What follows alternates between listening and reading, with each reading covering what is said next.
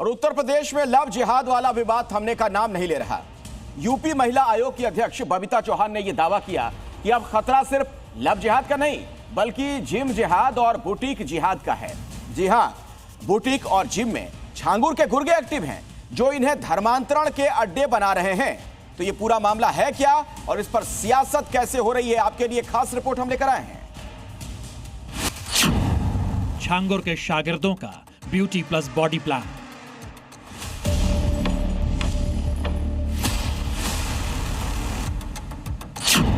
योगी राज में होगा हर जिहादी का इलाज। जिहाद के नाम पर हमारी बेटियों के साथ जो खिलवाड़ किया जा रहा है इसको रोकेंगे, सख्ती से रोकेंगे। जिम जिहाद और बुटीक जिहाद।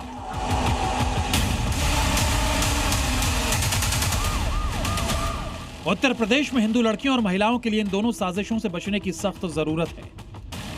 उत्तर प्रदेश में लव जिहाद के बाद धर्मांतरण गैंग्स के खुलासों ने यूपी महिला आयोग को भी टेंशन में डाल दिया है। फिटनेस के लिए जिम जाने और खूबसूरती के लिए ब्यूटी पार्लर जाने वाली महिलाओं को यूपी महिला आयोग की अध्यक्ष ने बड़ी चेतावनी दी है। यूपी महिला आयोग की अध्यक्ष बबीता चौहान ने हिंदू महिलाओं को चेताया है कि जिम, पार्लर और बुटीक से हिंदू महिलाएं सावधान रहें।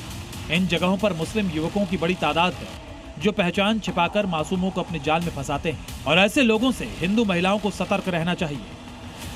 लव जिहाद कोई लव ऐसे सड़क पे चलते हुए लव नहीं हो रहा, इनके ठिकाने बने हुए हैं। जैसे पार्लर हैं जो बहुत बड़े अच्छे ब्रांडेड पार्लर हैं, वहाँ आप देखेंगे उसी समुदाय के लोग वहाँ होते हैं। जिम में आप देखेंगे उसी समुदाय के लोग हैं। एक जो आज स्टूडियो जिनको बुटीक कहते थे, जो आज बड़े ब्रांड के स्टूडियो हैं, वहाँ भी सब वही होंगे। तो मेरा मानना है कि अगर इन चीज़ों पर हम थोड़ी जो जागरूक महिलाएं, जागरूक इन द सेंस कि थोड़ा पढ़ी लिखी भी हैं, अच्छे समाज में भी रहती हैं, तो मुझे लगता है कि उनको भी थोड़ा सा अपना दिमाग का इस्तेमाल करना चाहिए। बबीता चौहान के इस दावे के पीछे हकीकत भी है। अभी कुछ दिनों पहले मिर्जापुर का जिम में धर्मांतरण वाला मामला सामने आया था। केजीएन जिम की चेन और दूसरे फिटनेस सेंटर्स के जरिए एक रैकेट चलाया जा रहा था जिसके टारगेट पर हिंदू बेटियां थीं। जिम के अंदर हिंदू लड़कियों को टारगेट किया जाता था। पहले लड़कियों के साथ फ्री पर्सनल ट्रेनिंग के नाम पर दोस्ती की जाती, फिर उनकी आपत्तिजनक तस्वीरें और वीडियो बनाए जाते और उनको ब्लैकमेल कर धर्मांतरण का दबाव बनाया जाता था। पुलिस को जांच में लगभग 50 से 70 हिंदू लड़कियों की निजी तस्वीरें और चैट मिली है।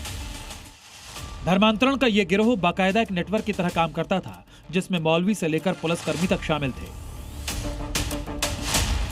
सिर्फ मिर्जापुर ही नहीं, मेरठ और हापुड़ से भी ऐसी तस्वीरें सामने आ चुकी हैं जहां बुटीक में महिलाओं से दोस्ती कर फिर उन्हें ब्लैकमेल किया गया। इस मामले में भी पुलिस ने ऐसे 10 से ज्यादा मामले दर्ज किए हैं।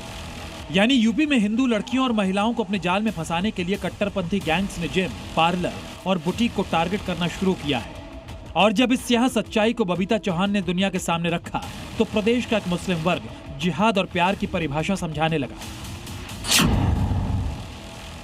बबीता चौहान साहिबा जितनी बातें बोल रही हैं कि जिम जिहाद हो रहा है, मैं यूं कहता हूं कि हिंदुस्तान के अंदर कोई भी कम्युनिटी जिहाद नहीं कर रही।